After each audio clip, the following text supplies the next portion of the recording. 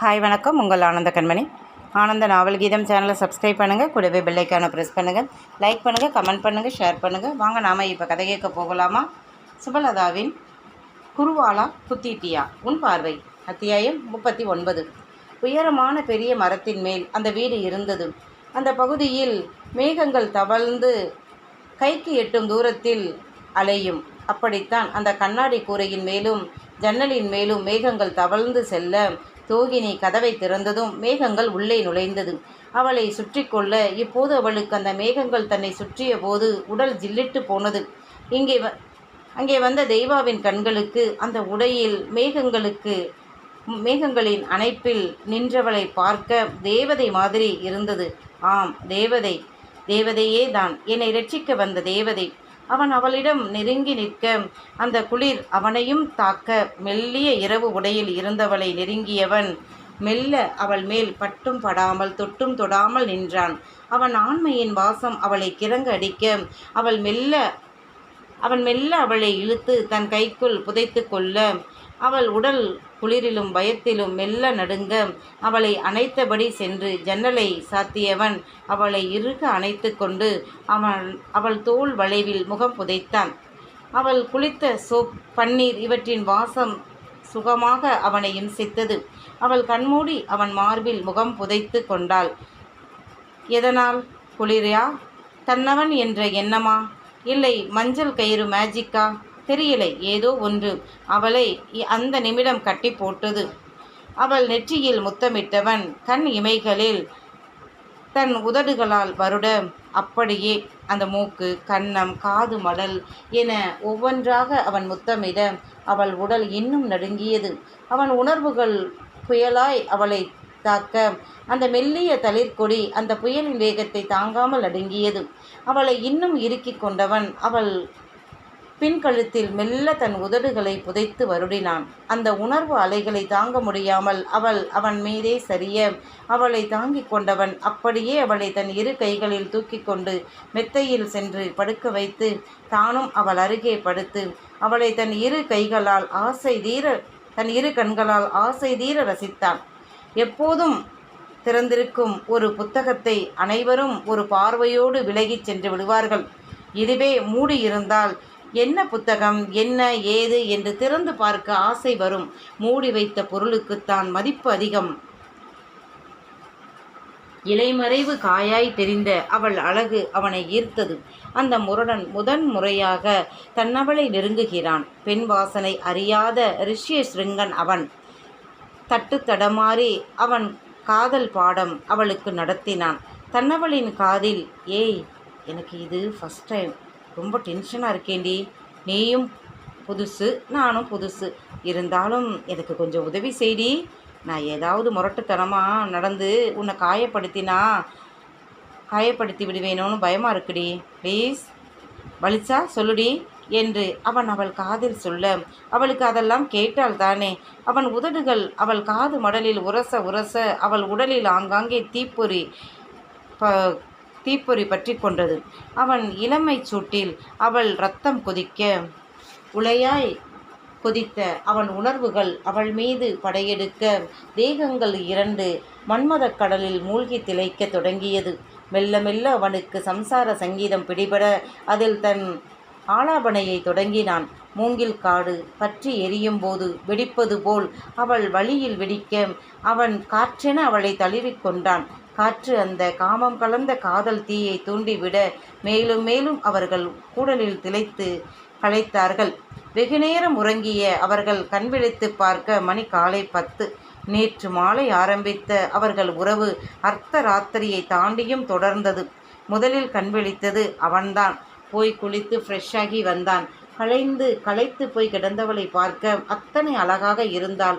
யார் சொன்னது பட்டும் வைரமும் மட்டுமே பெண்ணிற்கு அழகென்று? கட்டினவன் கண்ணுக்கு தன்னை தனக்குள் ஆட்கொண்ட பெண்மை களைந்த ஓவியமாய் கிடப்பது கூட பேரழகுதான். அதுவும் கூடல் முடிந்து கணவன் நெற்றியில் இடும் அந்த முத்தம் கொள்ளை அழகு. அதை அனுபவிக்காத ரசிக்காத மனைவி இல்லை. கூடலின் சுகத்தை விட தன்னவன் சுகம் அனுபவித்த நெகிழ்வில் கொடுக்கும் அந்த முத்தம் அதைவிட ஒரு மனைவிக்கு வேறு என்ன வேண்டும்? 7 உலகை கட்டி ஆண்ட திருப்தி கணவனுக்கும் தன்னையே அர்ப்பணித்த நிறைவு மனைவிக்கும் கொடுப்பது தான் இல்லறம். தோகை என அவன் மெல்ல எழும்பியவள் கண் விரித்து அவனை பார்த்த அந்த முதல் பார்வை நீ எங்கே இங்கே என்பது மாதிரித்தான் இருந்தது. அடுத்த நொடி அவள் சுற்றுமுற்றும் பார்க்க மெத்தையில் போர்வை சுற்றி கிடந்த தன்னை பார்த்ததும் நடந்ததெல்லாம் ஞாபகம் வர அவள் முகம் குங்குமமாய் சிவந்து விட்டது வெட்கத்தில். அவ்வளவுதான். அதற்கு மேல் அவனால் தாங்க முடியாமல் போர்வைக்குள் அவனும் நுழைந்து கொள்ள இரவு விட்ட கதையை இப்போது தொடர்ந்தார்கள். ஒரு வழியாக இருவரும் குளித்து சாப்பாடு வரவழைத்து சாப்பிட்டு தூங்கி போனார்கள். இப்படியே அங்கே இருந்த ஒரு வாரமும் அவர்கள் தங்களுக்குள்ளேயே தேடி தேடி தொலைந்து போனார்கள். களைப்பான நேரங்களில் வெளியே அழைத்து போய் அந்த இடத்தை சுற்றி உள்ள இயற்கை காட்சிகளை ரசித்து கொண்டு இருப்பார்கள். 8 நாட்கள் போன சுவடே தெரியாமல் போய்விட ஊர் திரும்பினார்கள். வழக்கம்போல் அவள் கல்லூரிக்கும் அவன் தொழிலை பார்க்கவும் சென்றார்கள். நாட்கள் மாதங்கள் ஓடியது. தெய்வா தன்னவளை கண்ணின் கருமணியாய் வைத்து பார்த்து கொண்டான். காதலும் அன்பும் பாலும் சர்க்கரையுமாய் அவர்கள் வாழ்வில் கலந்து சுவையூட்டியது. 3வது மாதம் கல்லூரியில் தோகினி மயங்கி விழ அவள் வகுப்பு தோழிகள் தெய்வாவை அழைத்து சொல்ல உடனே தன்னுடைய மருத்துவமனைக்கு கொண்டு வரச் சொன்னவன் அவர்கள் வரும் முன்பே ரூபாவதியை அழைத்து சொல்லிவிட்டு மருத்துவமனைக்கு ஓடி வந்தான். களைத்த தோற்றத்தில் இறங்கிய மனைவியை கண்டு உருகி போனான். ஓடிப்போய் அவளை நடக்க விடாமல் தூக்கி கொண்டு மருத்துவமனைக்குள் சென்றான். ரூபாவதி எதிரே வந்தவர் அவளை விடுங்க தெய்வா என்றவர் அவளை தன் அறைக்கு அழைத்து சென்று அரை மணி நேரம் கழித்து ஒரு நர்ஸ் வந்து மேடம் உங்களை கூப்பிட்றாங்க சார் என்றாள். உள்ளே சென்றவனை பார்த்து சிரித்த ரூபாவதி வாழ்த்துக்கள் தெய்வா, தோகினி கன்சீவாக இருக்கா, கொஞ்சம் வீக்காக இருக்கா, மற்றபடி ஒன்றும் பயமில்லை. டேப்லெட் கொடுத்துருக்கிறேன், எல்லாம் விட்டமின்ஸ் டேப்லெட் தான்.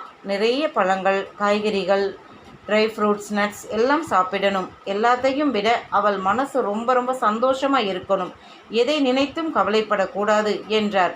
கண்டிப்பாக மேடம் நான் ரொம்ப நல்லா பார்த்துக்குவேன் என்றான். அடுத்த நிமிடம் ஹர்ஷித் உள்ளே வந்தவன் வாழ்த்துக்கள் தெய்வா என்று கைகுலுக்கியவன் தோகினியை தோளோடு அணைத்து ரொம்ப சந்தோஷமாக இருக்குடா என்றான். தேங்க்யூண்ணா என்றாள். அதற்குள் டாக்டர் ரெட்டி அனைத்து டாக்டர் நர்ஸ் மற்ற பணியாளர்கள் அனைவருக்கும் ஸ்வீட் ஆர்டர் பண்ணி கொடுக்க சொன்னார்.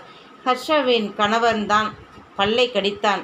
இது என்ன, ஏதோ உங்கள் வீட்டு பொண்ணு கன்சீவ் ஆன மாதிரி உங்கள் அப்பா இப்படி நடந்துக்கிறாரு என்று ஃபோனிலேயே மனைவியை கடித்து குதறினான். ஹர்ஷா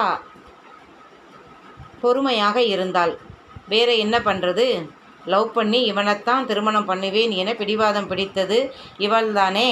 அப்பா தம்பி இருவருக்குமே இவரை பிடிக்கலை, இருந்தும் இவளுக்காக ஒத்துக்கொண்டார்கள். இப்போ இவருடைய சின்ன புத்தியை பற்றி அவங்க கிட்ட சொல்ல முடியுமா என்ன? அதுதான் வாயை மூடிக்கொண்டாள். தோகினி தினமும் கல்லூரி சென்று வந்தாள். முடியாத போது லீவு போட்டாள். தோழிகள் அனைவரும் அவளை வந்து ஆதவன் என அனைவரும் வந்து பார்த்துவிட்டு வாழ்த்திவிட்டு சென்றார்கள். பரிபாலன் அப்போ தங்கையுடன் வந்து பார்த்துவிட்டு சென்றான். இது கடைசி வருடம் என்பதால் அதன் பிறகு பரிபாலன் ஆதவன் இருவரும் இன்டர்ன்ஷிப் பண்ண போய்விட்டார்கள். தெய்வா அவனை ஒரு பெரிய கம்பெனியில் இன்டர்ன்ஷிப் பண்ண வேண்டியவர் மூலமாக அனுப்பினான். சாவித்திரி அம்மா தோகினியை பகல் முழுவதும் குடிக்க சாப்பிட கொடுத்து கவனித்து கொண்டார். தெய்வா பாதி வரவு செலவுகளை வீட்டில் இருந்தபடியே பார்த்தான். தோகினிக்கு மசக்கை போட்டு படுத்த அவள் தெய்வாவை போட்டு படுத்தினாள். இந்த வாமிட் வருது, இந்த தலை சுத்துது, இந்த மயக்கமாக வருது, இந்த பசிக்குது, இப்படி சர்வமும் அவளுக்கு இந்தர் மயமாகி போனது. 4 மாதம் முடிந்த பிறகுதான் அவன் தொழில் பக்கமே போனான். யவனா யக்ஷனா ஆதவன் பரிபாலன் 4வரும் படிப்பை முடித்து விட்டார்கள். ரிசல்ட்டிற்காக காத்திருந்தார்கள். ஆதவன் ஜெர்மன் போக ஏற்பாடு நடந்து கொண்டு இருந்தது.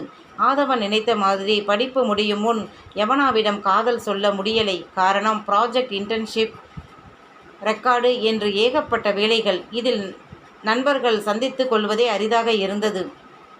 இதற்கு இடையில் யக்ஷனாவின் திருமணம் உறுதி செய்யப்பட்டது. ஏற்கனவே இது பெற்றவர்களால் முடிவு செய்யப்பட்ட திருமணம்தான். எனவே 2 மாதங்கள் கழித்து திருமணம் என்று முடிவு செய்யப்பட்டது. அவள் அண்ணனுக்கு ஏற்கனவே திருமணமாகிவிட்டது. யவனா வீட்டில் அவள் ஒற்றை பெண்தான். அதனால் நான் வேலை பார்த்த பிறகுதான் திருமணம் செய்து கொள்வேன் என்று சொல்லிவிட்டதால் அவளை விட்டுவிட்டார்கள். அவள் அப்படி சொன்னதற்கு ஒரே காரணம், வாய்விட்டு சொல்லவில்லை என்றாலும் ஆதவனின் காதல் அவளுக்கு புரிந்ததுதான். விதி அவளுக்கு என்ன வைத்து காத்திருக்கோ தெரியலை, பார்க்கலாம். அடுத்த 2 மாதத்தில் யக்ஷனாவின் திருமணம் வந்தது. இதற்கு இடையில் அவர்களுக்கு ரிசல்ட்டும் வந்துவிட்டது. ஆதவன் படிக்க நண்பர்களிடம் சொல்லிக்கொண்டு ஜெர்மன் கிளம்பி 4 நாள் ஆனது. யவனா மனம் சோர்ந்து போய் இருந்தாள். போகுமுன் ஆதவன் தன் காதலை சொல்வான் என்று அவள் நினைத்திருக்க, ஆதவனோ இப்ப காதல் சொன்னால் அவளை விட்டு பிரியும் எண்ணமே வராது. எனவே ஃபோனில் கான்ஃபரன்ஸில் போட்டு அனைவரிடமும் பேசி விடைபெற்றான். பரிபாலனை நீயும் வெளிநாட்டிற்கு போய் படி, நான் செலவு பண்ணுறேன் என்று தெய்வா சொல்ல, இல்லை அண்ணாத்த, நான் 2 வீலர் 4 வீலர் தொழில் கற்றுக்க போகிறேன் என்றான். அவன் ஆசைப்படி சென்னையிலேயே பெஸ்ட் மெக்கானிக் ஷெட்டில் வேலைக்கு சேர்த்து விட்டான். அவனும் வேறு தொழில் கற்றுக்கொண்டான். படிக்காமல் தொழில் கற்றுக்கொள்வதற்கும் படித்துவிட்டு தொழில் கற்றுக்கொள்வதற்கும் நிறைய வித்தியாசம் உண்டு. அதுவும் பரிபாலன் இயல்பிலேயே மெக்கானிக்கில் நல்ல ஆர்வம் உள்ளவன். எனவே மிக விரைவில் தொழில் கற்றுக்கொண்டதோடு வாடிக்கையாளர்களை எப்படி பேசி சமாளிப்பது, அவர்களுக்கு எளிதாக புரிய வைப்பது என்றும் கற்றுக்கொண்டான். யவனாவிற்கு வேலை கிடைத்து விட்டது. வேலைக்கு சென்று வந்தாள். தோகினி இப்போது மிக ஆர்வமாக படித்தாள். முன்பை விட அவளுக்கு படிப்பு ரொம்ப பிடித்தது.